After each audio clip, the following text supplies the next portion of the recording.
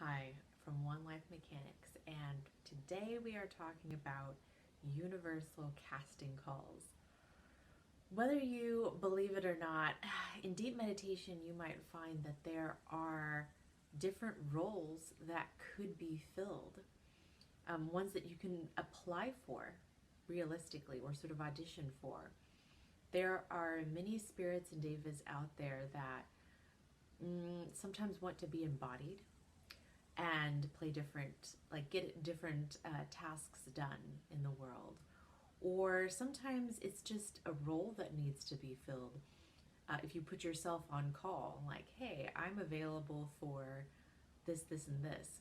One time I did that, and I ended up at a church that I never go to because I just don't go to church anymore, and was there playing some music and then went to the bathroom and met this lady who wanted a Reiki session. Like, she was just very sick and that's what she wanted. And so I ended up talking to her randomly in the bathroom, and there you go. That, like, I filled a role that she wanted filled. And that's the thing. Like, sometimes it's not just these larger roles that need to be filled. It's also people are holding casting calls in their own lives for someone like you to fill them. And it's just a matter of being open to that. But the thing with people is that sometimes they're not aware, many times they're not aware of exactly what sort of a character they're casting for. The most notorious of which is whenever they're casting for a romantic partner, the most sordid of all roles ever to be conceived of, at least in the human relationship form.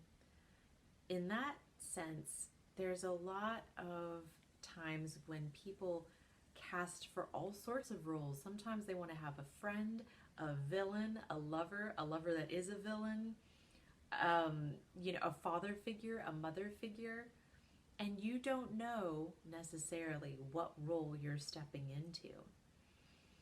But oftentimes, that is what is happening.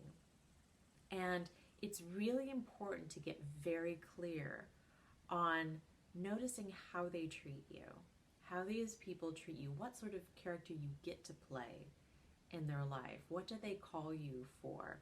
What type of hangouts do they invite you to? How do they see you? How do they perceive you?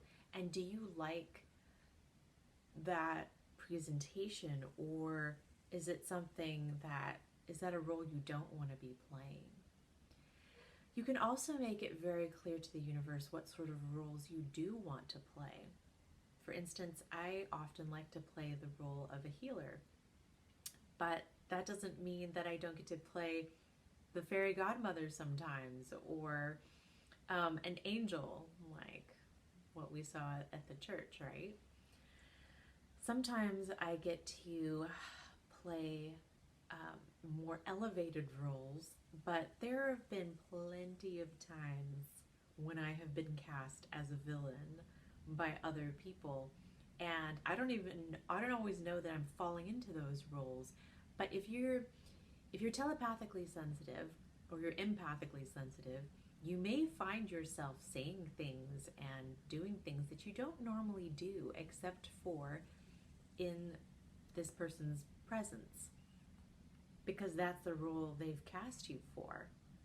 And it can be very disconcerting to discover the ways in which we interact with people in situations when someone has a very strong role to be played, and if we're too passive or too receptive without enough of our own expression and willpower going on, I just sometimes we may find ourselves in roles that can be very dangerous or just not self-serving, very toxic. So it's really important to notice those. Um, there's a lot of talk on romanticizing life these days. There's a lot of videos on YouTube. It's like sort of a rising trend at the moment. And because of that, cosplay doesn't have to be something that happens only at a convention. It can be something that you dress into every day. And why not? Life is a divine play to begin with. So says India, so says some of the ancient Greek philosophers. And so says Shakespeare. So if this is already a play, what sort of character did you inherently come to play? Who are you? What are you? These are meditators' questions that are often presented, and they are very important ones because they determine the sort of character that you play. So knowing yourself, knowing who you are, determines the roles that you get to audition for in the greater world. I think it's interesting to note that actors, when they play roles on screen, they're really just playing different versions of themselves. And sometimes they're not cast very often as certain characters because they're not very good at that. That's not an aspect of their personality, their inherent personality, that they are, their nature is very inclined towards. And that is the same with you. In a way, you are a bit of an actor, but you're acting out what it means to be yourself, your ego, you, whatever that is.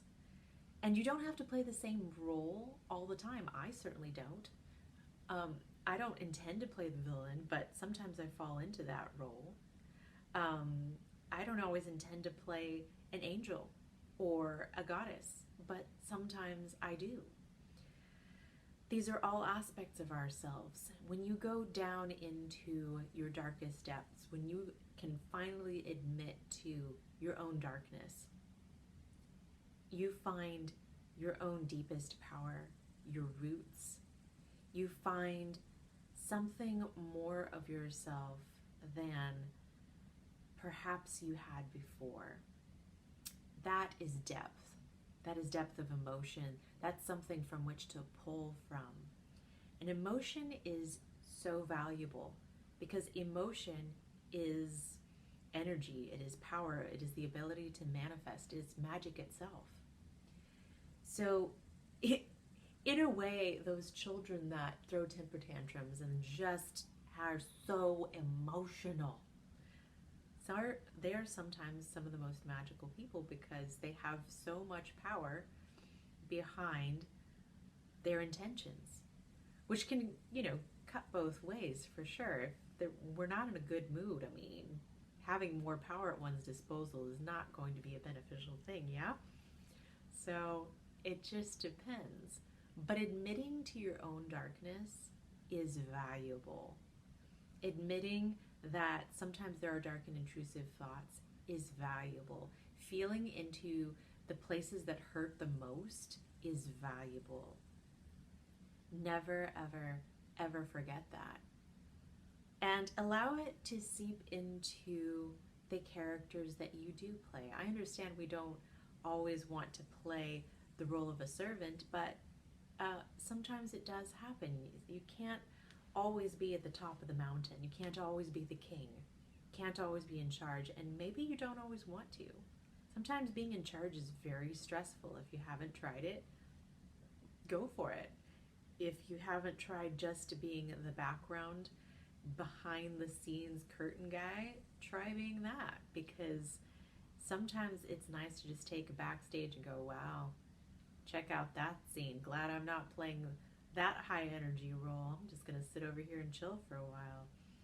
So being in front, like the leading character, is not always perhaps what you want. And we've seen plenty of smaller roles have very sprightly and spicy things to add to a larger scene. So never discredit the role that you are presently in, no matter how small it may seem. You can play a larger role as being the spice in any scene just by being you. Remember that a smile goes a long way. A word of encouragement, a compliment, goes a long way to changing someone else's day. So I just want to encourage you to be yourself. That's really the essence of this video, is to really explore the depth of who you want to be, how you want to show up in the world, and to have the courage to actually be that. If you're the asshole that points out every single thing that you see speaking truth, which I think can be, it can be a little annoying. But that is a teacher role, actually, in a lot of Buddhist and Taoist traditions, is to like poke fun at people, to show them their flaws, and to just be blunt about it. That is a role. That is a way of teaching Zen. is to just needle people until their visage cracks and they admit to their flaws and they find humility. Be whoever it is that you want to be. If you want to be covered in pink and just a dressed up cotton candy kind of role, do that. I think we would all like to see that. You are not too much. This is like a strange concept where like, I'm too much. Like, really? Or are you just scared to be you? Is it just too edgy? Who do you want to be? Try it out. Maybe you don't actually like the role that you think you want to play, and you're actually someone else. And that's all right. Whoever you think you are right now is totally fine. You can have more than one presentation. We all have multiple personalities. We all play different roles. The role of mother, father, daughter, friend, teacher, etc. Like, we all play these different roles. And there's plenty of roles that haven't been fleshed out in the regular world, but we might get to those. As the world becomes more magical, as more people become themselves, we may discover that we have more interesting roles to be filled.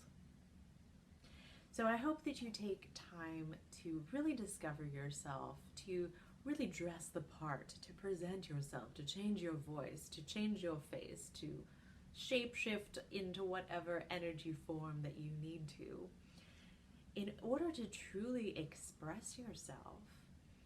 It would make the world a whole lot more entertaining if you were you and other people were themselves, and if they were honest about just how upset they were. If we were all just honest and we could all accept all the feelings and the emotions that we actually feel, how different would this world be?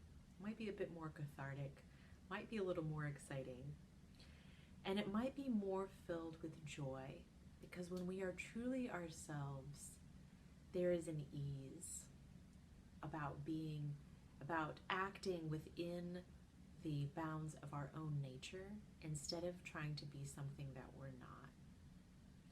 So I encourage you to sit with yourself, to write some things down about who you truly are, and to have the courage to start trying some of those aspects out, a little bit at a time, one accessory at a time, until you are fully comfortable with being you. I hope to see you soon in full costume. See you later.